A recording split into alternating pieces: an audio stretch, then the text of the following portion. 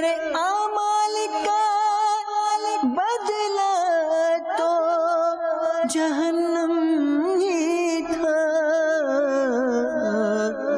میں تو جاتا مجھے سرکار نے جانے نہ دیا۔ الحمدللہ رب العالمین والصلاة والسلام علی سید المرسلین، اما بعد فاعوذ باللہ من الشیطان الرجیم، بسم اللہ الرحمن الرحیم۔ الصلاة والسلام علیک یا رسول اللہ وعلی آلک واصحابک یا حبیب اللہ، الصلاة والسلام علیک یا نبی اللہ وعلی آلک واصحابک یا نور اللہ۔ درود پاک پڑھنے کے بے شمار فضائل و برکات ہیں۔ سرور کائنات حضور اکرم نور مجسم صلی اللہ تعالی علیہ وآلہ وسلم کا فرمانے رحمت نشان ہے، تم اپنی مجلسوں کو مجھ پر درود پاک پڑھ کر آراستہ کرو، کیونکہ تمہارا مجھ پر درود پڑھنا بروز قیامت تمہارے لیے نور ہوگا۔ سبحان اللہ، یہ بروز قیامت جو نور ہے نا، یہ بڑا امپورٹنٹ ہے۔ ہر شخص کو قیامت کے دن نور کی ضرورت ہوگی۔ اب مثال دیتا ہوں میں آپ کو۔ اب جیسے ماشاءاللہ آپ اجتماع میں آئے ہیں، واپس جائیں گے، اگر موٹر سائیکل پر جائیں، گاڑی میں جائیں، تو ہر گاڑی، ہر موٹر سائیکل کو لائٹ کی حاجت ہے۔ ہمارے یہاں تو اسٹریٹ لائٹس بھی لگی ہوتی ہیں، لیکن اگر تصور کریں کہ اگر اس پورے ہم ایسے دور میں ہوتے کہ جب لائٹ ہی نہ ہوتی تو اب اندھیرا کی طرح ہوتا۔ ابھی تو بہت ساری چیزوں کی روشنی آ جاتی ہے نا، اگر لائٹ ہی نہ ہوتی تو پھر گھر کیسے پہنچتے؟ بغیر چراغ کے، بغیر شمع کے لوگ راستے طے نہیں کر پاتے تھے۔ قیامت کے دن جب پل صراط سے گزرنا ہوگا نا، تو پل صراط اندھیرے میں ڈوبا ہوا ہے، اس میں کوئی لائٹ نہیں لگی ہوئی ہے۔ یعنی روایتوں کے الفاظ ہیں کہ اتنا اندھیرا ہوگا کہ ہاتھ کو ہاتھ سجائی نہیں دے گا۔ اب ہر بندے کے پاس اپنے حصے کا نور ہوگا اور وہ اس نور کی روشنی میں پل صراط کو پار کرے گا۔ احادیث میں یہ مضمون ملتا ہے کہ جو صبح کی نماز پڑھنے اندھیروں میں گھر سے نکلتے ہیں، ان کو قیامت کے دن پورا نور دیا جائے گا، جو بستر چھوڑ کر فجر کے لیے مسجدوں میں جاتے ہیں۔ اسی طرح بہت سارے ایسے اعمال ہیں جس میں جیسے بھی آپ نے درود پاک کی فضیلت سنی کہ قیامت کے دن نور ہوگا درود پاک۔ الفاظ ملتے روایتوں میں کہ جب بندہ پل صراط پار کرے گا تو کچھ لوگوں کے پاس تو اتنا سا نور ہوگا، جیسے پیر کا انگوٹھا ہوتا ہے نا، اس کے مطابق اس کے پاس نور ہوگا۔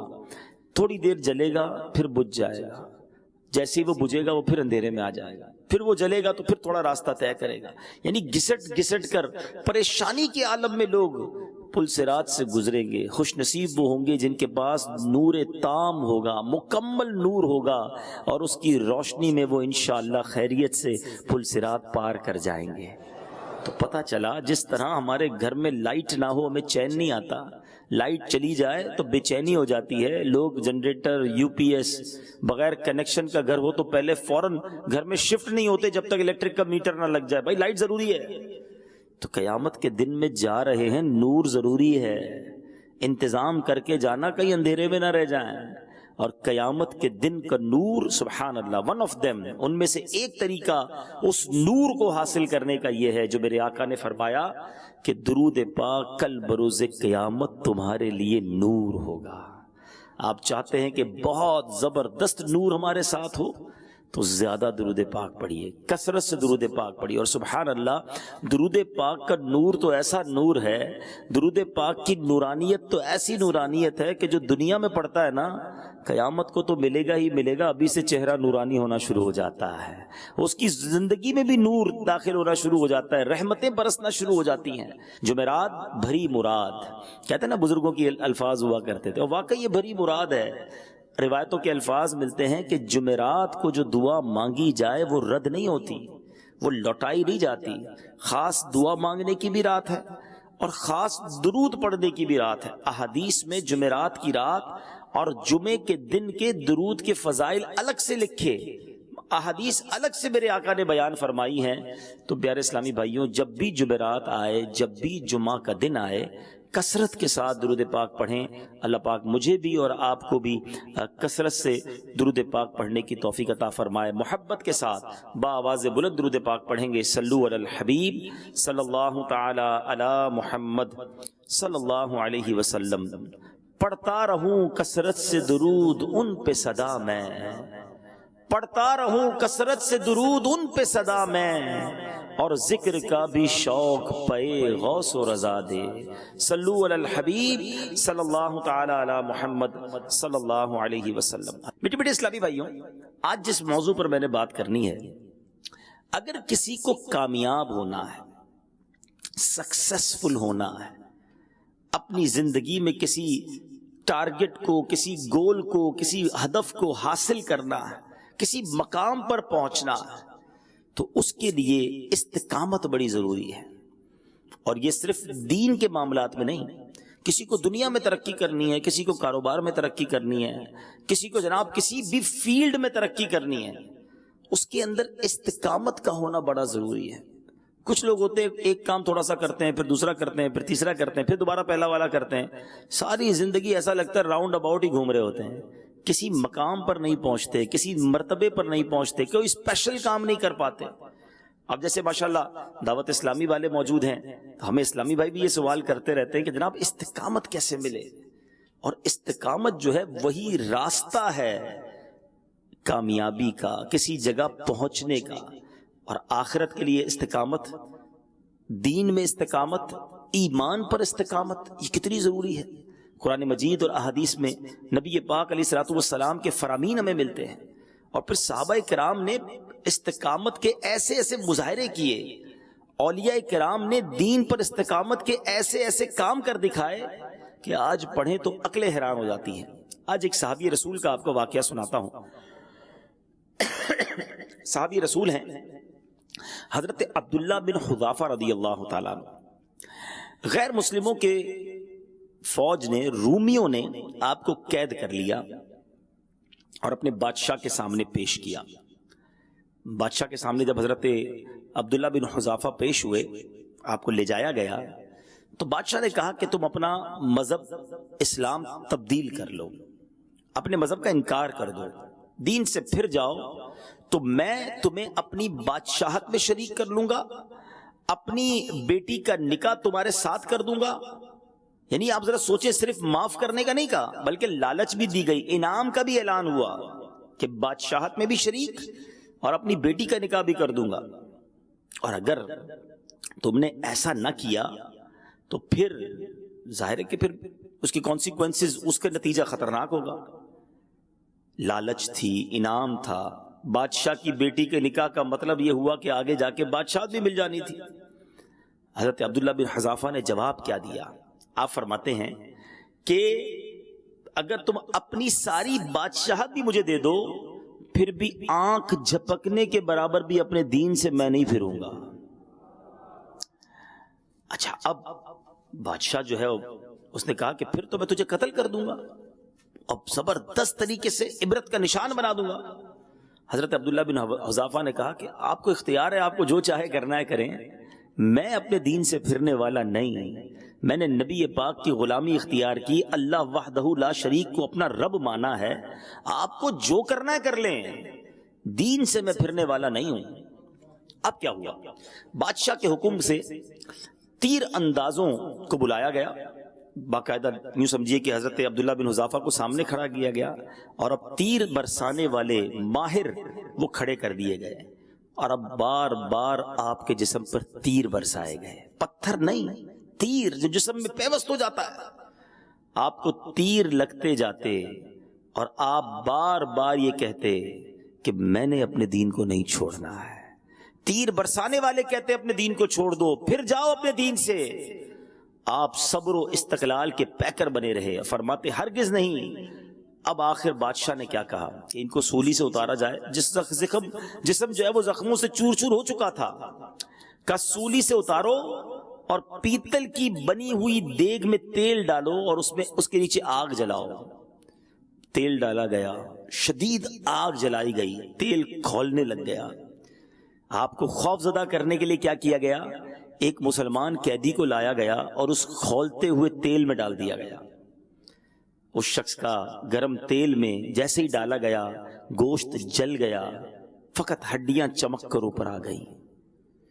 اب آپ سے کہا گیا ابھی بھی آخری موقع ہے، ایمان سے پھر جاؤ، ورنہ جو اس کا حال ہوا ہے وہی حال تمہارا ہوگا. ہمارا مذہب قبول کر لو ورنہ تمہیں بھی اس دیگ میں ڈال دیا جائے گا. اللہ اکبر. تصور کرتے جانا میرے پیارے اسلامی بھائی، کبھی زندگی میں اللہ نہ کرے ایسا امتحان میرا اور آپ کا لیا جائے تو ہمارا کیا حال ہوگا. آپ نے کیا کہا؟ آپ فرماتے ہیں میں اپنے دین کو ہرگز نہیں چھوڑوں گا، تم نے جو کرنا ہے کر لو. اب بادشاہ نے حکم دیا کہ ان کو بھی آگ میں ڈال دیا جائے. حضرت عبداللہ بن حذافہ کو اٹھایا گیا، جیسے ہی اٹھا کر آگ میں ڈالا جانے لگا آپ کی آنکھوں سے ٹپ ٹپ آنسو گرنا شروع ہو گئے. بادشاہ نے کہا رک جاؤ رک جاؤ، واپس لاؤ. وہ سمجھا کہ اب آگ میں اس دیگ میں جانے کے خوف کی وجہ سے اب آپ کو زندگی سے محبت ہے، پیار ہے، غم ہو رہا ہے، رو رہے ہیں. تو کہا کہ کیا وجہ ہے؟ اب احساس ہو گیا تمہیں زندگی کتنی قیمتی ہے، اب آنسو بہ رہے تمہارے، ابھی بھی موقع ہے، بتاؤ پھر جاؤ اپنے دین سے. اللہ اکبر. حضرت عبداللہ بن حذافہ کیا کہتے ہیں؟ فرماتے ہیں میں اس لیے نہیں رو رہا کہ مجھے دیگ میں ڈالا جا رہا ہے، دنیا مجھ سے چھٹ رہی ہے، میں اس لیے رو رہا ہوں کہ میرے پاس ایک ہی جان ہے جسے میں راہ خدا میں قربان کر رہا ہوں. کاش میرے جسم کے ہر حصے میں ایک ایک جان ہوتی اور وہ سب جانے میں اللہ کی راہ میں قربان کر دیتا. میں اور آپ شعر پڑھتے ہیں، میں اور آپ نعرے لگاتے ہیں، یہ ایک جان کیا ہے اگر ہو کروڑوں، یہ ایک جان کیا ہے اگر ہو کروڑوں، تیرے نام پر سب کو وارا کروں میں، تیرے نام پر سر کو قربان کر کے تیرے سر سے صدقے اتارا کروں میں. صحابہ کرام نے یہ پروف کیا، یہ ثابت کیا کہ ان کے نزدیک سب کچھ اللہ اور اس کے رسول کی اطاعت ہے. ایمان کی قدر کتنی تھی. حالانکہ بعض صورتوں میں جب جان جانے کا خوف ہو تو ایک طرح کی اجازت ملتی ہے کہ ظالم کے سامنے کچھ دیر کے لیے اس کی بات مان لی جائے، مگر دل ایمان سے معمور ہو، دل میں اللہ وحدہ لا شریک ہی کا خیال ہو اور اسی کو اپنا رب مانا جائے. جان بچانے کے لیے بعض صورتوں میں اجازت ملتی ہے، مگر اللہ والوں کی شان نرالی ہوتی ہے. وہ ایک لمحے کے لیے بھی اپنی زبان سے بھی یہ ادا کرنے کے لیے تیار نہ ہوتے. اے میرے میٹھے اسلامی بھائیوں، دیکھا آپ نے استقامت تھی تو کیسی تھی. یہ لوگ استقامت کے پہاڑ تھے، بڑی تکلیفیں، بڑی آزمائشیں آئیں صحابہ کرام پر، پھر اولیاء کرام پر.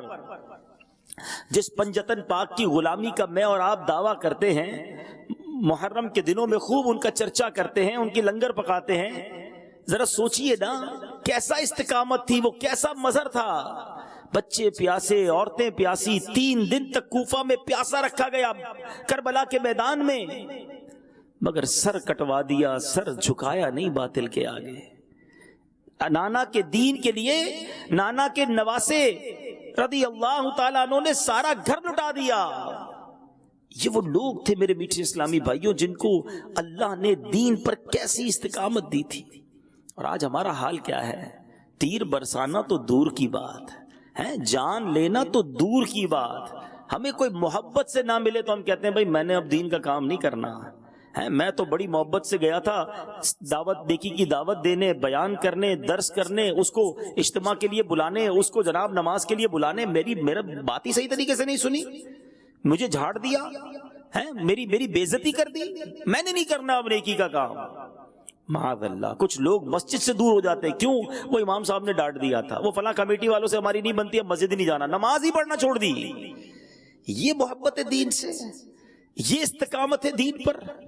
صحابہ کرام کو کوئلوں پہ لٹایا گیا، تپتی ہوئی ریت پہ لٹایا گیا، اتنا مارتے تھے کہ لوگ سمجھتے یہ مر گئے ہیں، ان کا انتقال ہو گیا، چھوڑ کے چلے جاتے تھے. اتنا مار کے حال برا ہو جاتا تھا. جب ہوش آتا تھا زبان پر ایک ہی جملہ ہوتا تھا، لا الہ الا اللہ محمد الرسول اللہ.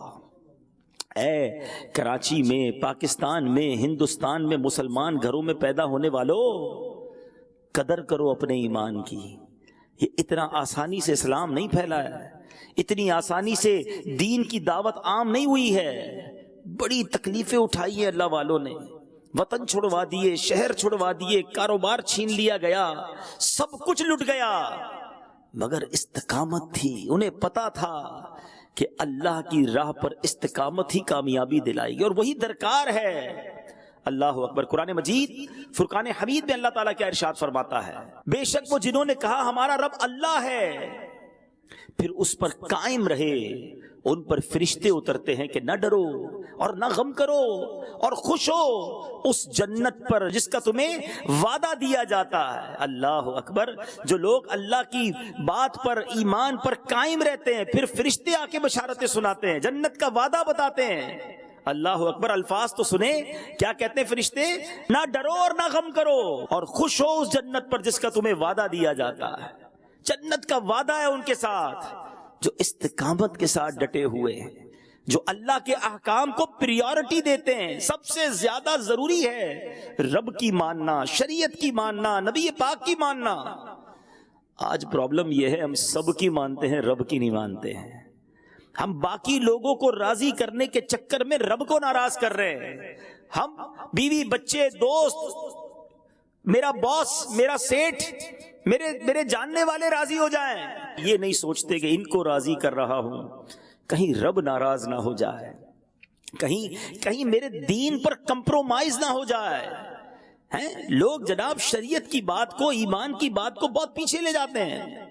ایسا نہیں ہے. میں مسلمان ہوں, آپ مسلمان ہیں, ہماری زندگی میں سب سے پہلی چیز ایمان ہے, سب سے اہم چیز ہمارا دین ہے, اور سب سے پہلی رضا اللہ اور اس کے رسول کی رضا ہے. ذرا سوچیں تو صحیح, کیا ہماری زندگی میں یہ سب کچھ ہے؟ آج تھوڑے سے پیسے ہماری استقامت ختم کر دیتے ہیں, تھوڑا سا ماحول تبدیل ہوا تو نماز کی استقامت ختم. کئی بار کئی لوگوں نے نماز شروع کی, بڑی ہمت کے ساتھ شروع کی, 4-5-6 دن بعد کسی نے دل توڑ دیا, سستی چھا گئی, کسی نے کسی اور کام پہ لگا دیا, پھر استقامت ختم, نماز چلی گئی. قرآن پاک روز پڑھوں گا, پکی نیت کی, 2-4 دن قرآن پڑھنا شروع کیا, پھر چھوٹ گئی قرآن کی عادت. کیا ہے یہ؟ سوچیں, اپنے آپ سے سوال کریں. لیکن گناہوں کی معاملات میں ایسی استقامت ہے کہ چھڑوانا چاہیں تو بھی نہیں چھوٹتی ہے. روز جس کو فلمیں دیکھنی ہیں دیکھ ہی رہا ہے, جس کو گانے سننے روز سنتا ہے, جس کو کوئی بھی حرام کام کرنا ہے کچھ بھی ہو جائے وہ کرتا ہی کرتا ہے. باقی چیزوں پر استقامت ہے, یعنی اللہ کی نافرمانی پر استقامت ہے. اسی طرح دنیا کے بہت سارے معاملات میں استقامت ہے. نوکری پہ جانا کوئی نہیں چھوڑتا, جس کی اپنی دکان ہے کاروبار پہ روز جائے گا, کچھ بھی کر لے پھر بھی جائے گا. تھوڑا بہت سر میں درد ہے, نماز چھوڑ دے گا, دکان پہ پھر بھی جائے گا. سوچے نا, ایسا نہیں ہے کہ ہماری لائف میں استقامت نہیں ہے. نہیں جناب, ایسے پکے ہیں کچھ لوگ تو ساری زندگی کچھ کام کرتے اور پابندی سے کرتے ہیں. جن کی واکنگ کی عادت ہے وہ روز واکنگ کریں گے, صحت کا خیال رکھیں گے, ٹیبلٹ روز کھاتے ہیں. یعنی زندگی کے بہت سارے معاملات بڑے پکے ہیں. اگر گڑبڑ ہے تو وہ دین کے معاملات میں ہی ہے, اللہ رسول کے فرامین پر ہی ہے, آخرت کی تیاری میں ہی استقامت چلی جاتی ہے. کبھی آئے اجتماع میں پھر چلے گئے 6 مہینے کے لیے, کبھی گئے مدنی قافلے میں پکی نیت کی ہر مہینے جاؤں گا, پھر غائب ہو گئے. سوچیں, یہ شیطان ہمیں استقامت نہیں پانے دیتا. اور کیا خوبصورت فرمان ہے, الاستقامت فوق الکرامت.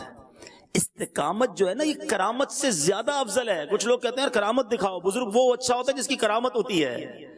کرامت تو ٹھیک ہے, لیکن ہر اللہ کے ولی کے لیے کرامت ضروری نہیں.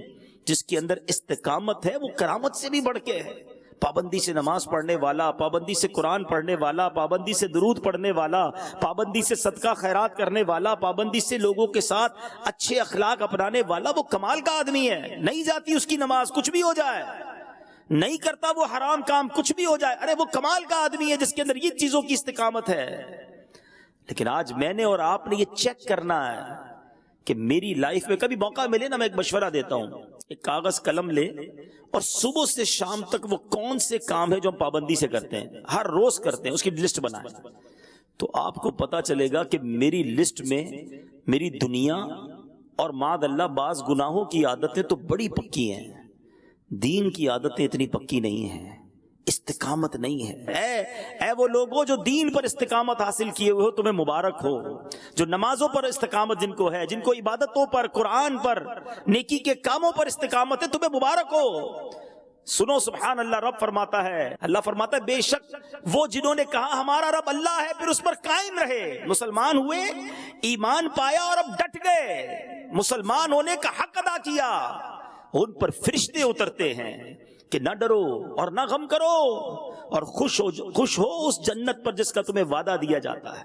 اب مفتی قاسم صاحب نے تفسیر صراط الجنان میں اس آیت کی تفسیر کتنی پیاری بیان کی۔ آپ فرماتے ہیں بے شک وہ لوگ جنہوں نے اللہ پاک کے رب ہونے اور اس کی وحدانیت کا اقرار کرتے ہوئے کہا کہ ہمارا رب صرف اللہ پاک ہے، پھر وہ اس اقرار اور اس کے تقاضوں پر ثابت قدم رہے، اللہ پاک کی طرف سے فرشتے اترتے ہیں اور انہیں یہ بشارت دیتے ہیں اور کہتے تم آخرت میں پیش آنے والے حالات سے نہ ڈرو اور اہل و عیال وغیرہ میں سے جو کچھ پیچھے چھوڑ آئے اس کا غم نہ کرو اور اس جنت پر خوش ہو جاؤ جس کا تم سے دنیا میں اللہ پاک کے رسولوں کی مقدس زبان سے وعدہ کیا جاتا تھا۔ سبحان اللہ، اللہ کرے کہ یہ بشارت، یہ خوشخبری ہم سب کو بھی نصیب ہو جائے، اللہ ایسی استقامت دے کہ فرشتوں کے ذریعے ہمیں خوشخبری سنائی جائے۔ سبحان اللہ، امیر اہل سنت جبھی تو ایمان پر، استقامت پر کس قدر بار بار ہمیں ذہن دیتے ہیں، اپنے اشعار کے ذریعے، اپنے مدنی مذاکروں میں کتنی فکر نظر آتی ہے ان کے اندر ایمان پر استقامت کی۔ آج پرابلم کیا ہے؟ مثال دیتا ہوں، ہمارے پاس بھائی بیٹھے ہیں سارے، کوئی موٹر سائیکل پر آیا ہوگا، کوئی سائیکل پر آیا ہوگا، تو موٹر سائیکل جب آپ نے کھڑی کی ہوگی تو اس کو لاک بھی لگایا ہوگا، زیادہ قیمتی موٹر سائیکل ہوگی تو آپ کا خیال بھی ہوگا کہ یار نئی نئی لی ہے، کسی کے پاس جیب میں موبائل ہوگا، نارمل سا موبائل ہوگا ویسے ہی رکھ لیں گے، قیمتی ہوگا تو ہر تھوڑی دیر بعد ہاتھ لگاتے ہیں یار جیب میں ہے کہ نہیں، ٹھیک ہے نا، اچھا پیسے زیادہ ہیں تو بینک میں رکھتے ہیں۔ جتنی دنیا میں قیمتی چیز زیادہ ہے اتنی فکر زیادہ ہے، اتنی ٹینشن زیادہ ہے۔ صحیح بتائیے ایک مسلمان کے لیے سب سے قیمتی چیز کیا ہے؟ وہ ایمان ہے، سمجھیے اس بات کو۔ لیکن کبھی ایسا ہوا کہ میں نے تھوڑی دیر بعد مجھے خیال آئے کہ یا اللہ میرا ایمان سلامت رہے گا کہ نہیں؟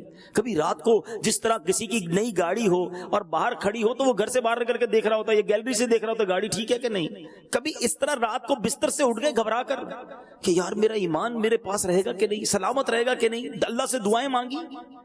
دیکھیں جس چیز سے محبت ہونا، جس چیز کی حفاظت کی فکر ہو، وہ آپ کی میری دعا میں ضرور شامل ہوتی ہے۔ بچوں سے پیار ہے تو بچوں کی صحت کی دعا ضرور کریں گے آپ، مال سے پیار ہے تو مال کی برکت کی دعا کریں گے، گھر سے محبت ہے تو گھر میں برکت کی، یعنی جس چیز کی امپورٹنس ہے اس چیز کی دعائیں ضرور ہم کرتے ہیں۔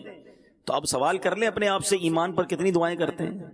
کیا روز میری نماز میں، میری دعاؤں میں میرے ایمان کی حفاظت ہے، اس کی دعا ہے؟ اللہ کے حبیب صلی اللہ تعالی علیہ وسلم کی دعا سنیے، حالانکہ نبی پاک وہ ہیں جن کے صدقے مجھے اور آپ کو ایمان ملا ہے۔ ان کے قلب اقدس کی تو حالت یہ ہے کہ ان کے دل پر پڑنے والے نور کی برکت سے ہمارے دل منور ہوا کرتے ہیں۔ شاعر لکھتے ہیں نا، تیرے صدقے میں آقا سارے جہاں کو دین ملا۔ آقا کے صدقے سب کو دین ملا ہے نا، ہمیں تو رحمان بھی ملا ان کے صدقے، قرآن ملا ان کے صدقے، رمضان ملا ان کے صدقے، سب کچھ نبی پاک کے صدقے ملا ہے۔ مگر میری اور آپ کی تعلیم کے لیے نبی پاک دعا کیا فرماتے ہیں؟ یا مقلب القلوب ثبت قلبی علی دینک، اے دلوں کو پھیرنے والے میرے دل کو اپنے دین پر ثابت قدمی عطا فرما۔ سوچئے نبی پاک دعا کر رہے ہیں اور میں اور آپ کتنی دعا کرتے ہیں۔ امیر اہل سنت کے کتنے اشعار ہیں، ایک بڑا خوبصورت آپ کا شعر ہے نا، آپ لکھتے ہیں یا الہی کرے سی عنایت دے دے ایمان پر استقامت، تجھ سے عطار کی التجا ہے یا خدا، تجھ سے میری دعا ہے۔ آمین آمین بجاہ نبی۔ فکر کرو، بلکہ سیدی اعلیٰ حضرت امام اہل سنت تو یہاں تک لکھتے ہیں، جس کا مضمون ہے کہ جس شخص کو اپنے ایمان کی حفاظت کی فکر نہیں ہوتی نا، ڈر ہے کہ مرتے وقت اس کا ایمان اس سے چھین لیا جائے گا. تو اپنی فکروں میں اپنی، جس کو کہتی ہے بڑی اچھی ٹینشن ہے، لوگ کہتے ہیں نا ٹینشن نہیں ہونی چاہیے. ارے واقعی دنیا کی ٹینشن نہیں ہونی چاہیے، دنیا کے غم نہیں ہونے چاہیے. دنیا کے غموں میں اللہ کرے ہم کبھی آنسو نہ بہائیں، مگر اللہ آخرت کی فکر عطا فرما دے، اپنا خوف نصیب فرمائے، بے قراری عطا کرے. نبی پاک کے عشق میں کاش رونا نصیب ہو جائے، کیونکہ اس رونے میں بھی لطف ہے، اس ٹینشن میں بھی مزہ ہے، اس بے قراری میں بھی قرار ہے نا. بات عجیب سی، بے قراری میں قرار کیسے آ گیا؟ مولانا حسن رضا خان صاحب لکھتے ہیں، برادر اعلیٰ حضرت، میرے دل کو درد الفت وہ سکون دے الہی. بات بڑی باریک ہے، سمجھ جائیں گے تو مزہ آ جائے گا. ایک طرف کہتے ہیں درد چاہیے، اور درد میں سکون کہاں سے آ گیا؟ سکون تو بے دردی میں ہوتا ہے، درد نکل جائے تو سکون ہوتا ہے. ایک طرف دعا ہو رہی ہے کہ یا اللہ میرے دل کو وہ محبت کا درد دے دے، وہ سکون دے دے. یہ خاندان اعلیٰ حضرت کا حصہ ہے. وہ کہتے ہیں میرے دل کو درد الفت وہ سکون دے الہی، میری بے قراریوں کو نہ کبھی قرار آئے. یعنی میں بے قرار ہی رہوں نبی پاک کی یاد میں، دنیا کے مال کے لیے نہیں، دنیا کی مشکلوں کے لیے نہیں. اللہ مجھے دنیا کے غموں سے بچا لے اور اپنا اور اپنے حبیب کا غم نصیب فرما دے. ایک اور جگہ سیدی اعلیٰ حضرت لکھتے ہیں نا، جان ہے عشق مصطفیٰ روز فزوں کرے خدا، جس کو ہو درد کا مزہ نازے دوا اٹھائے. کیا کمال کی بات ہے، درد میں کبھی مزہ ہوتا ہے؟ دوا کھاتا ہے بندہ درد دور کرنے کے لیے. اعلیٰ حضرت کہتے ہیں اس درد میں مزہ ایسا ہے، میں دوا نہیں چاہیے، یہ عشق رسول کا درد بڑھتا ہی رہے، اے کاش فزوں ہوتا رہے اور انکریز ہوتا رہے. تو یہ وہ سوچ ہے، یہ وہ فکر ہے، یہ مجھے آپ کو درکار ہے. اللہ کرے کہ میرے اور آپ کی، کہتے نا، نیند اڑ جائے. لیکن نیند کیوں اڑے؟ کہ پیسے چلے گئے، قرضہ ادا کرنا ہے، بچے بیمار ہیں، اللہ ان غموں سے بچائے رکھے، مجھے بھی بچائے اور آپ کو بھی بچائے رکھے. دعا کرو، کہو آمین. لیکن واقعی کبھی ایسا بھی ہو کہ میں رات بھر نہ سو سکوں، بس آقا کی یاد تڑپاتی رہے، آنسو مدینے کی یاد میں بہتے رہے. یہ بے قراری کا بہت اچھا لطف ہے. اے کاش شب تنہائی میں فرقت کا جنوں تڑپاتا رہے. اے کاش ایسا بھی تو ہو نا، دل میں ہو یاد تیری، گوشہ تنہائی ہو، پھر تو خلوت میں عجب انجمن آرائی ہو. کبھی خوف خدا سے لرزتا رہوں کہ یا اللہ مرنے کے بعد بنے گا کیا، میری قبر کا کیا ہوگا، میرے ایمان کا کیا ہوگا، میں محشر کے دن کیا تیری بارگاہ میں پیش کروں گا. یہ ٹینشن، یہ غم، یہ تکلیف اچھی ہے، کیونکہ یہ غم جس کو لگ گیا اس کو آخرت کا غم بچ جائے گا، وہ ادھر شرمندہ ہونے سے بچ جائے گا اگر ادھر دل میں شرمندگی ہے. کیا خوبصورت شعر لکھا، وہ بھی غالباً مولانا حسن رضا خان صاحب کا ہے. فرماتے ہیں، ندامت حشر میں اے آسیوں تم ساتھ لے جانا. ہائے ہائے ہائے، ادھر شرماتے رہا کرو، اپنے گناہوں پہ روتے رہا کرو. ندامت حشر میں اے آسیوں تم ساتھ لے جانا. سنا ہے شرم والوں کو وہ شرمایا نہیں کرتے. جو شرم والے ہیں، جو ادھر ہی روتے رہتے ہیں، جو ادھر ہی نادم رہتے ہیں، ادھر بچ جائیں گے. جو ادھر جیدار ہیں، نہیں جناب کچھ نہیں ہوتا، میں گناہ کرتا ہوں تو کیا ہوا، سارا پاکستان گناہ کرتا ہے، سارے ہی لوگ گناہ کرتے ہیں. ایسے نہیں ہونا چاہیے. کسی کے گناہوں کو نہ دیکھو، اپنے آپ کو مانو کہ میں سب سے برا ہوں، میرے گناہ بہت زیادہ ہیں، میرا بنے گا کیا، میرے ایمان کا کیا ہوگا. فکر کریں اپنے ایمان کی حفاظت کی اور استقامت پانے کی فکر کریں. اللہ مجھے بھی استقامت عطا فرمائے اور آپ کو بھی دین پر استقامت نصیب فرمائے. اور اس میں ایک اور بات یاد رکھیں، کسی کے پاس گارنٹی نہیں ہے. ماشاءاللہ اسلامی بھائی بیٹھے ہیں، طلباء بیٹھے ہیں، ہو سکتا ہے علماء بھی بیٹھے ہوں. اگر میں دیندار بن گیا، چہرے پہ داڑھی آ گئی، سر پر امامہ آ گیا، 5 وقت نمازی بن گیا، دین کی دعوت دینے والا بن گیا، او جناب میری تو واہ واہ بڑی ہے، میں تو دیندار کہلاتا ہوں، اب سیٹسفائی ہو گیا کہ اب تو بس ایمان سلامت ہو گیا. نہیں، بڑے بڑے علماء، ارے میری اور آپ کی اوقات کیا ہے. جس پیر صاحب کے دامن سے وابستہ ہے نا، پیران پیر شیخ عبد القادر جیلانی، غوث پاک کا مرتبہ یہ ہے کہ غوث پاک کے بارے میں آتا ہے، علماء فرماتے اللہ نے وہ مرتبہ دیا ہے، آج بھی اگر کسی کو ولایت ملتی ہے تو غوث پاک کے در سے ملتی ہے. ہماری آپ کی اوقات نہیں. بریلی کے تاجدار لکھتے ہیں، سر بھلا کیا کوئی جانے کہ ہے کیسا تیرا، اولیاء ملتے ہیں آنکھیں وہ ہے تلوہ تیرا. یہ مرتبہ ہے غوث پاک کا. مگر سیدی غوث اعظم ایک بار کہتے ہیں لوگ کہہ رہے ہیں آج عید کا دن ہے، عید کا دن ہے. عبد القادر کے لیے عید کا دن وہ ہوگا جب اپنا ایمان سلامت لے کر قبر میں جائے گا. ذرا سوچئے، اتنی فکر، اتنی ٹینشن. بھول گئے وہ عید کا دن جب مدینے کے لوگ حضرت عمر رضی اللہ عنہ کے دروازے پر گئے تھے.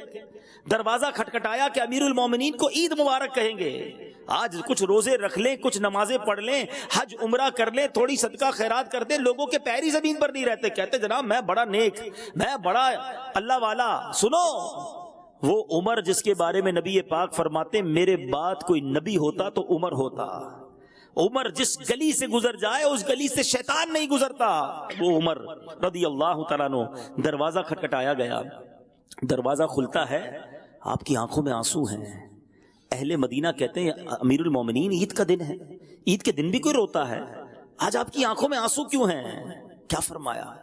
فرماتے عید تو ان لوگوں کے لیے ہے جنہیں یہ پتہ ہو کہ ان کے روزے قبول ہو گئے، عبادتیں قبول ہو گئی. عمر یہ نہیں جانتا کہ اس کی عبادتیں قبول ہوئیں یا اس کے منہ پہ مار دی گئی، محروم کر دیا گیا. یہ ٹینشن، یہ فکر، یہ بڑی اچھی ہے، یہ محبوب ہے، یہ اللہ والوں کا طریقہ ہے. ہمیں کیا ٹینشن ہے؟ کاروبار کا کیا ہوگا، نوکری کا کیا ہوگا، پیسوں کا کیا ہوگا، بچوں کا کیا ہوگا. حالانکہ یاد رکھو ہم بڑے عجیب لوگ ہیں، جس چیز کی گارنٹی ہے نا اس کی ٹینشن لی ہوئی ہے، جس کی گارنٹی نہیں اس کی ٹینشن ہی کوئی نہیں. سب کے ساتھ رزق کا وعدہ ہے، میرے اور آپ کے مقدر میں جو لکھا ہے وہ گھر آ کر مل جائے گا. مغفرت کا وعدہ نہیں ہے، جنت میں جانے کا وعدہ نہیں ملا. ایمان سلامت لے کر قبر میں جائیں گے اس کی کوئی گارنٹی نہیں ہے. سچ بتاؤ ٹینشن کس کی ہونی چاہیے تھی؟ جنت میں جاؤں گا کہ نہیں، ایمان سلامت رہے گا کہ نہیں، اس کی کوئی ٹینشن نہیں کسی کو. ٹینشن ہے تو دنیا کی ہے. اپنے دین کی فکر کریں، اپنے ایمان کی فکر کریں اور اس پر استقامت کی فکر کریں. سبحان اللہ، کیسے کیسے استقامت کے پہاڑ تھے. بزرگان دین کے واقعات پڑھا کریں. استقامت کیسے حاصل ہو اس کا ایک طریقہ یہ ہے اللہ والوں کے واقعات پڑھیں جن لوگوں نے قربانیاں دی راہ خدا میں. ایک صحابی رسول تھے جن کا نام ہے حضرت خباب رضی اللہ تعالیٰ عنہ. حضرت عمر کا دور تھا. حضرت عمر کی ایک بار نظر حضرت خباب کی پیٹھ پر پڑ گئی تو آپ نے دیکھا کہ ساری پیٹھ پر سفید زخموں کے نشان ہیں نا، وائٹ وائٹ جیسے جلی ہوئی نہیں ہوتی. تو آپ نے کہا کہ اے خباب یہ تمہاری پیٹھ کو کیا ہو گیا، یہ پیٹھ پہ ایسے نشان کیوں ہیں؟ حضرت خباب رضی اللہ تعالیٰ عنہ کیا فرماتے ہیں؟ آپ کہتے ہیں اے امیر المومنین آپ کو ان زخموں کی کیا خبر. یہ اس وقت کی بات ہے جب آپ ننگی تلوار لے کر جناب رسول پاک صلی اللہ علیہ وسلم کو شہید کرنے کے لیے دوڑتے پھرتے تھے. اس وقت بھی ہم نے اپنے دل میں محبت رسول کا چراغ جلایا ہوا تھا اور مسلمان ہوئے. مسلمان تو کیا ہوئے، ظلم و ستم کے پہاڑ ٹوٹنے لگے. اس وقت غیر مسلموں نے مجھ کو آگ کے جلتے ہوئے کوئلوں پر پیٹھ کے بل لٹا دیا. کبھی کسی کوئلے پر پیر پڑا ہے؟ کبھی کوئی چنگاری ہاتھ پر لگی ہے؟ کبھی سگریٹ جلتا ہو اور غلطی سے پیر پڑ جائے چیخ نکل جاتی ہے. ایک سگریٹ یا ایک کوئلہ نہیں، تپتے ہوئے جلتے ہوئے کوئلوں پر حضرت خباب کہتے ہیں مجھے لٹا دیا گیا. میری پیٹھ سے اتنی چربی پگھلی کہ اس چربی نے جا کر کوئلوں کو بجھا دیا. میں گھنٹوں بے ہوش رہا اے عمر، مگر رب کریم کی قسم جب مجھے ہوش آیا سب سے پہلے جو زبان پر کلمہ جاری ہوا لا الہ الا اللہ محمد الرسول اللہ صلی اللہ تعالی علیہ وسلم تھا. حضرت امیر المومنین حضرت عمر نے جب یہ سنا تو آپ دیدہ ہو گئے، بے قرار ہو گئے. کہتے ہیں خباب قمیص اٹھاؤ تمہاری اس پیٹھ کی زیارت کروں. یہ پیٹھ کتنی مبارک اور مقدس ہے جو محبت رسول کی خاطر آگ میں جلائی گئی ہے. آج میں اور آپ کلمہ پڑھیں کوئی روکنے والا نہیں. ادھر کلمہ پڑھنے پر مار پڑتی تھی. اذان دیتے تو مارا جاتا، سجدہ کرتے تو مارا جاتا، طواف کرتے تو مارا جاتا، اللہ ایک ہے کہتے تو مارا جاتا. آج مسجدوں میں لائٹیں ہیں، پنکھے ہیں، قالین ہیں، بلایا جاتا ہے، مائک پر اذان ہوتی ہے حی علی الفلاح حی علی الصلاح، مگر پھر بھی مسجد جانے کا ٹائم نہیں نکالتے ہیں.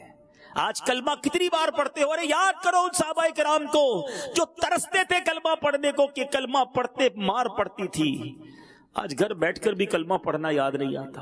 حالانکہ احادیث میں افضل الذکر کہا گیا، سب سے بہترین ذکر کلمہ طیبہ کو کہا گیا. ایک بزرگ کی بات یاد آ گئی. بڑی پیاری بات انہوں نے کہی. کہتے ہیں اپنی زبان کو کلمے کا عادی بناؤ, روز پڑھا کرو, زیادہ پڑھا کرو, کیونکہ ایک وقت آئے گا جب زبان بھاری ہو جائے گی, جب سکرات کا عالم ہوگا اس وقت الفاظ مشکل سے ادا ہوں گے, مگر جس کی کلمہ پڑھنے کی عادت ہوگی اس وقت بھی اس کی زبان پر کلمہ جاری ہو جائے گا. اب اس کو اس طرح ایگزامپل سے سمجھتے ہیں. کچھ لوگوں کی گالیاں دینے کی عادت ہوتی ہے, معاذ اللہ, بری باتیں کرنے کی عادت ہوتی ہے. اب ایسے لوگ جب کہیں گاڑی میں جا رہے ہوتے ہیں, موٹر سائیکل پہ جا رہے ہوتے ہیں, اور اچانک کوئی گاڑی سامنے سے نکلتی ہے اور بریک لگانا پڑتا ہے, ایکسیڈنٹ سے بچتے ہیں, ان کی زبان پر کیا نکلتا ہے؟ ان کی زبان پر اس وقت بھی گالی نکلتی ہے. جھٹکا لگتا ہے تو وہی نکلتا ہے جو اندر ہوتا ہے. اور ماشاءاللہ جن کی زبان پر کلمہ, یا رسول اللہ, یا غوث اعظم, بزرگوں کی باتیں ہوتی ہیں, اگر ایسی کوئی کیفیت ہوتی بھی ہے, اچانک سے بریک بھی لگتا ہے, تو الحمدللہ ان کی زبان پر کلمہ پاکی جاری ہوتے دیکھا, یا رسول اللہ کی صدا بلند ہوتے دیکھی, یا غوث اعظم زبان سے نکلتے دیکھا. کیوں؟ کہ ان کی زندگی اس ذکر میں گزر رہی ہے. تو زبان کو کلمے کا عادی بنائیں, ذکر و اذکار کا عادی بنائیں, اچھی باتوں کا عادی بنائیں, تاکہ مرتے وقت بھی زبان پر جو ہے وہ کلمہ طیبہ آسانی سے جاری ہو جائے. تو سبحان اللہ, حضرت خباب کو جلا دیا گیا, آپ کی پیٹھ کوئلوں پر اس طرح لٹایا کہ چربی پگھلی اور کوئلے بجھ گئے, مگر کلمہ نہ چھوڑا, ایمان نہ چھوڑا. مگر آج تھوڑے پیسے ایمان چھڑوا رہے ہیں. ہمارے مسلمان کہلانے والے کسی ملک میں شفٹ ہونے کے لیے اپنے ایمان کو بیچ دیتے ہیں کسی ملک کے ویزا کے لیے. تھوڑے پیسے نظر آ جائیں تو اپنی اسلام کی تعلیمات کو چھوڑ دیتے ہیں. نہیں سنا کہ سود لینے والا, سود دینے والا ایسا ہے کہ اللہ سے جنگ کرنے والا ہے. تھوڑے پیسے تمہیں رب سے جنگ کروا دیتے ہیں. سوچو, رشوت دینے والا, رشوت لینے والا دونوں جہنمی ہیں. مگر تھوڑا کام نکلوانا ہے یا تھوڑی سیٹ مل گئی کہ اب تو موقع ملا ہے پیسے کمانے کا, یہ تھوڑے پیسے تمہیں جہنم کی طرف لے جا رہے ہیں. کدھر گیا ایمان, کدھر گئی دین سے محبت؟ لوگ کہتے ہیں غلامی رسول میں موت بھی قبول ہے, مگر یہ کیسی غلامی ہے کہ جب تمہارے گھر میں شادی آتی ہے, تمہارے بچوں کا کوئی فنکشن آتا ہے, تو ہر وہ کام تمہارے گھر میں ہوتا ہے جو نبی پاک کو بنا تھا, پیارے آقا علیہ الصلوۃ والسلام جس سے ناراض ہوتے ہیں. ناچ گانے, تاش, جوا, شراب, ارے کیا نہیں ہوتا آج ہماری شادیوں میں. اور لوگ کہے بھی جناب آپ تو میلاد منانے والے نمازی, آپ کے گھر میں کیا ہو رہا ہے؟ تو جواب کیا دیتے ہیں؟ بھائی بچوں کی خوشی ہے, کرنا پڑتا ہے. یعنی بچوں کی خوشی کے لیے تم اپنے نبی کو ناراض کر رہے ہو, اللہ رسول کے احکامات کو پامال کر رہے ہو. یہ کون سی استقامت ہے؟ ارے مزہ یہی ہے, یاد رکھو کربلا والوں کو گھر میں بیٹھ کر پنکھوں میں آزمایا نہیں گیا تھا. تپتے صحرا میں 3 دن کے بھوکے پیاسے تھے, لیکن نانا کے نواسوں نے کیا کیا؟ پانی لے کر معاذ اللہ یزید کی بیعت نہ کر لی, سر کٹا دیا, مگر اسلام کے پرچم کو بلند کر دیا. قتل حسین اصل میں مرگ یزید ہے, اسلام زندہ ہوتا ہے ہر کربلا کے بعد. امام حسین کا آل رسول کا احسان ہے, رہتی دنیا پر ہم سب پر احسان ہے کربلا والوں کا کہ انہوں نے سر نہ جھکایا تو آج ہم مسلمان ہیں. آج اللہ کی رحمت سے اسلام دنیا کے کونے کونے میں ہے. کون ہے یزید کا نام لینے والا؟ امام حسین کے چاہنے والے ساری دنیا میں آپ کو نظر آئیں گے. تو جن لوگوں نے استقامت پائی, اللہ نے ان کے نام روشن کر دیے, اللہ نے ان کا مقام بلند کر دیا. خواجہ خواجگان خواجہ غریب نواز رحمت اللہ تعالی علیہ جب ہندوستان جاتے ہیں, سارا شہر مخالف, لوگ آپ کو پانی نہیں پوچھتے, آپ کے اونٹوں کو بیٹھنے نہ دیتے تھے. اللہ اکبر, آپ گئے دین پھیلانے تھے, مگر ظلم و ستم تھا. سبحان اللہ, صبر رکھا, استقامت پائی, اپنے کام پہ لگے رہے. 1-2 نہیں, 1-2 ہزار نہیں, میرے خواجہ نے 90 لاکھ غیر مسلموں کو مسلمان بنا دیا. ارے پاک و ہند والوں پر میرے خواجہ کا احسان ہے. آج ہم گھر بیٹھے مسلمان ہوتے ہیں, پیدا ہوتے ہی پہلی بات کان میں اذان سنائی دیتی ہے. کیسے؟ یہ قربانیاں دی بڑوں نے, استقامت پائی. چلے جاتے خواجہ بھی واپس کہ لوگ میری سنتے نہیں ہیں, میں بھی جاتا ہوں اپنے وطن. نہیں گئے, ادھر ہی مزار بن گیا, ادھر ہی رہے, مگر لوگوں کی تقدیریں بدل گئے. اور پھر اللہ نے کیسا مقام دیا مجھے بتاؤ نا. 800 سال سے زیادہ وقت ہو چکا ہے خواجہ صاحب کو دنیا سے گئے ہوئے, مگر دنیا کا کون سا کونا ہے, کون سا مسلمان ہے جس کے دل پر میرے خواجہ کی حکومت نہیں ہے؟ استقامت اللہ کو بڑی پسند ہے. استقامت اور قربانی دو, اللہ تمہیں عروج عطا فرما دے گا. مگر یہ بات بات پر ٹرن ہو جانا, کمپرومائز کر لینا, ارے جناب چلتا ہے, کیا کرے پورا معاشرہ ہی ایسا ہو گیا ہے, نہیں جناب سارا محلہ غلط کرتا ہے, ہماری مارکیٹ میں سبھی جھوٹ بولتے ہیں, ارے جناب اگر ہم ملاوٹ نہیں کریں گے تو کوئی دوسرا اپنا مال بیچ جائے گا, نہیں جناب بھلائی کا زمانہ نہیں ہے, ہمیں بھی اپنی ڈیوٹی میں ڈنڈی مارنی پڑے گی. اے میرے وہ بھائیوں جو تھوڑے سے پیسوں کے لیے, تھوڑی سی دنیا کی لذت کے لیے اپنے رب کو ناراض کرتے ہو, اپنے دین اور اپنے ایمان پر کمپرومائز کرتے ہو, ایسا نہ کرو. اپنے حصے کا دیا جلائے رکھنا, اپنے حصے کا چراغ جلائے رکھنا, اپنے حصے کی روشنی آپ نے جلائے رکھنی ہے, کیونکہ قبر میں الگ جانا ہے, اکیلے جانا ہے. بھلے سارا معاشرہ غلط کرتا ہو, میں تو آقا کی بارگاہ میں پیش کر سکوں کہ حضور میں آپ کا امتی اپنے حصے کا چراغ جلا کر آیا ہوں, میں سچ بولتا رہا, میں نے حرام نہیں کمایا, حضور میں اپنی آنکھوں کی حفاظت کرتا رہا, میرے سامنے بڑا نفع آتا تھا مگر وہ حرام ہوتا تھا, حضور میں اسے حاصل نہ کرتا, مجھے آپ کے فرامین یاد تھے, اللہ کا فرمان معلوم تھا, میں حرام کی طرف نہ گیا, میں استقامت پاتا رہا. تو اے میرے میٹھے اسلامی بھائیوں, پھر ایسا بندہ جب بارگاہ رسالت میں, ایسا بندہ جب قیامت کے دن حاضر ہوگا نا, پھر دیکھو اس کے ساتھ کیا ہوگا. سبحان اللہ, سیدی اعلیٰ حضرت کہتے ہیں نا, انہیں جانا انہیں مانا نہ رکھا غیر سے کام. یہی فوکس کر لو, آقا راضی ہونے چاہیے, کیونکہ آقا راضی ہوں گے تو رب راضی ہو جائے گا. انہیں جانا انہیں مانا نہ رکھا غیر سے کام, للہ الحمد میں دنیا سے مسلمان گیا. پھر خیر ہی خیر ہے, آقا راضی, ان کے صدقے ان کا رب راضی, ہم سے راضی ہو گیا, پھر اچھا ہی اچھا ہے آخرت کے سارے معاملات. اور صرف آخرت اچھی نہیں ہونی ہے, یہ بھی آپ کو بتا دوں. مجھے ایک بات بتائیں, جو بندہ رب کو راضی کر لے, اللہ کے حبیب کو دنیا میں راضی کر لے, تو کیا اس کی دنیا خراب ہو جائے گی؟ دنیا بنانے والا کون ہے؟ میرا رب ہے نا.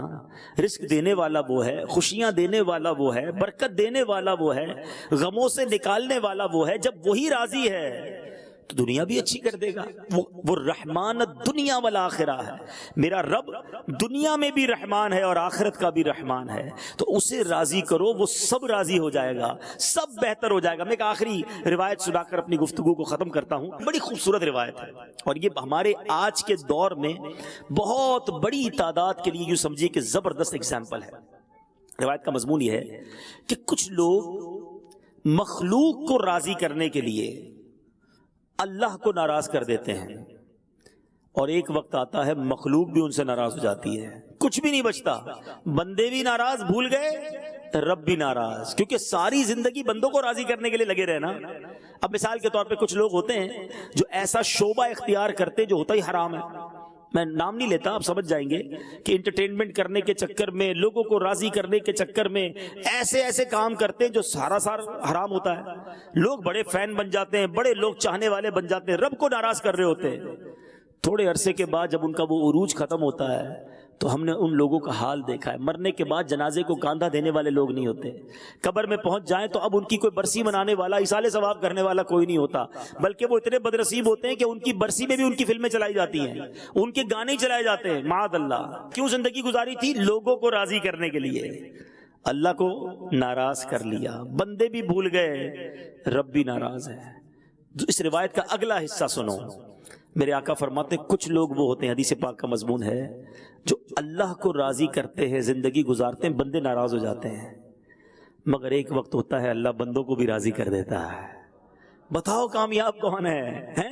واقعی شروع میں بندے ناراض ہوں گے آپ سے, آپ کو پذیرائی نہیں ملے گی, آپ کی مخالفت کی جائے گی, حاسدین کھڑے ہو جائیں گے, آپ کے بارے میں باتیں ہوں گی, لیکن اللہ راضی ہے. اگر زندگی ایسی گزاری کہ رب راضی, رب کے حبیب راضی ہیں, پھر غم نہیں چھوڑ دے یہ سارا زمانہ مجھ کو, غم نہیں چھوڑ دے یہ سارا زمانہ مجھ کو, میرے آقا تو ہے سینے سے لگانے کے لیے.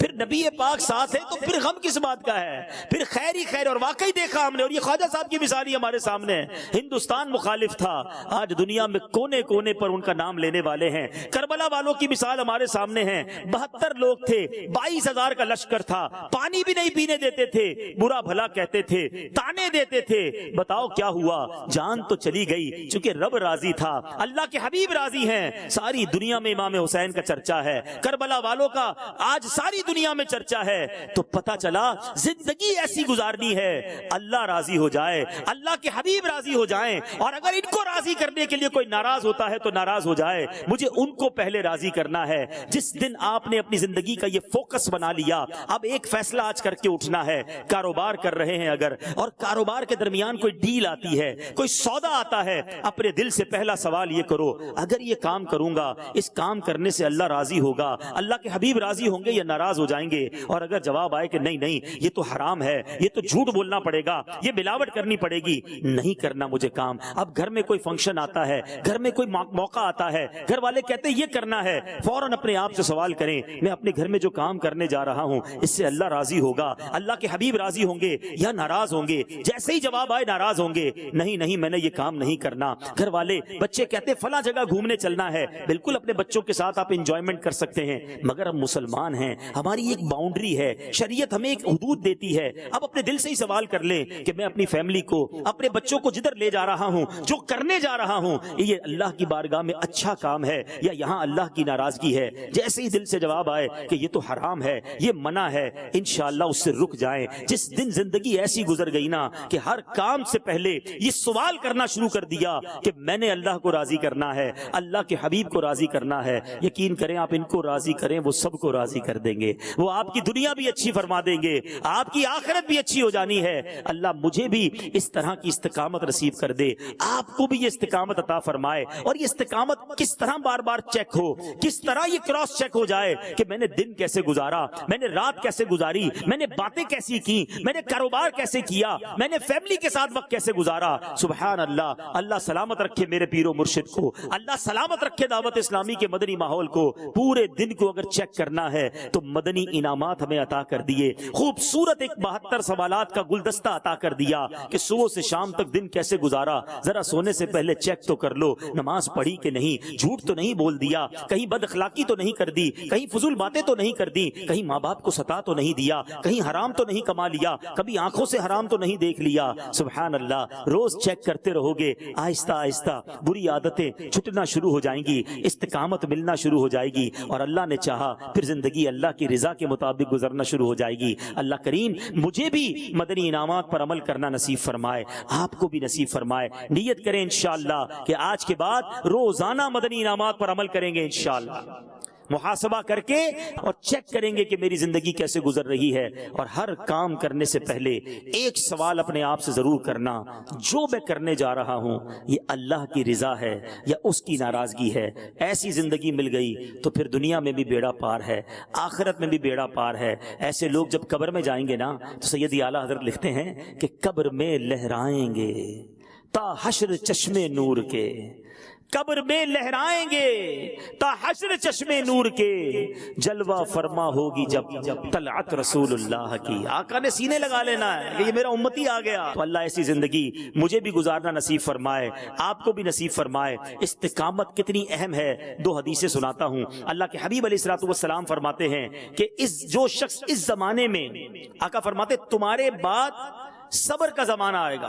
اور جو شخص اس زمانے میں دین سے مضبوطی کے ساتھ چمٹ جائے گا اس کو تم میں سے 50 شہیدوں کے برابر اجر و ثواب ملے گا۔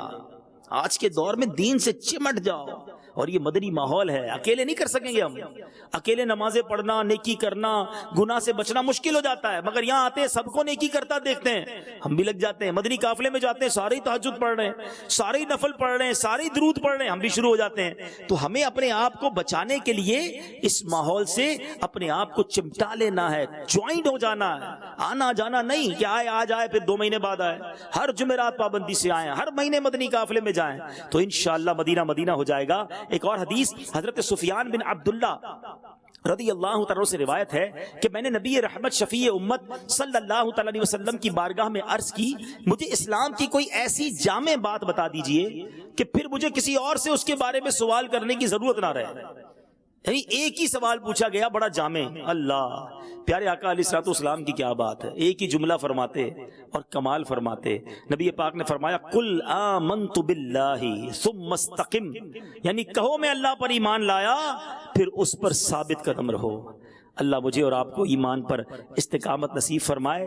اجتماع میں آتے رہیں گے، مدنی قافلوں میں سفر کریں گے، مدنی چینل دیکھتے رہیں گے تو انشاءاللہ استقامت نصیب ہوگی۔ میرے اعمال کا بدلہ تو جہنم ہی تھا،